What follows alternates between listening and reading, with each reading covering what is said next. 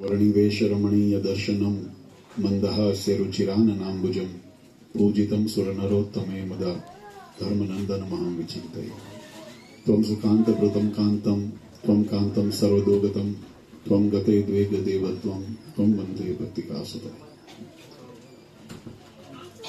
सर्व अवतारी सर्व कारणना कारण આપણા સૌના મોક્ષદાતા ઈષ્ટદેવ ભગવાન શ્રી સ્વામિનારાયણ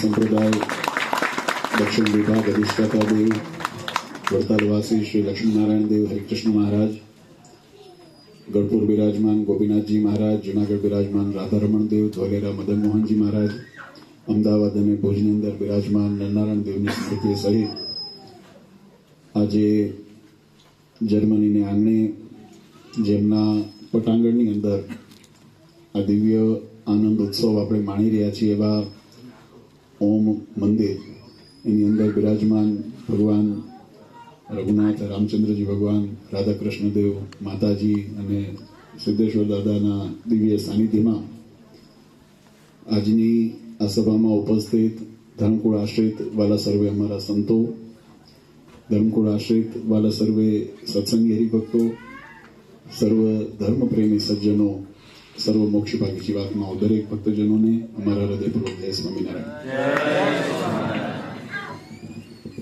વલ્લભ ભક્તો, આજે ઘણા વર્ષની આતુરતા અને તપશ્ચર્યા પછી આ જર્મનીને આંગણે આજની આ દિવ્ય સભા, એનો આનંદ તમારા સૌના મુખ ઉપર અમને દેખાય છે. થોડું સ્પીકર કરો, થોડુંક તમારી બાજુ કરી નાખો. આ બાજુ છે ને, બસ હા બસ કરી નાખો તમારી બાજુ. હા બસ ઓકે. આપણા શાસ્ત્રોની અંદર જીવાત્મા માટે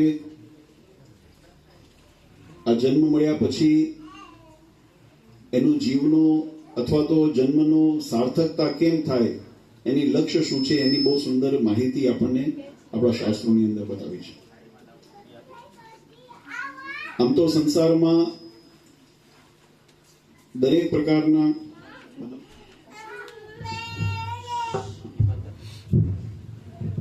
આપણા સંસારની અંદર જીવાત્મા જ્યારે શરીર ધારણ કરે છે ત્યારે એને બે પ્રકારના ગુણો એના જીવનની અંદર જોવામાં આવે છે. એક પ્રાકૃતિક ગુણ અને એક સંસ્કારના ગુણ. પ્રકૃતિ ધર્મ એવો છે કે જે દરેક જીવ પ્રાણી માત્રને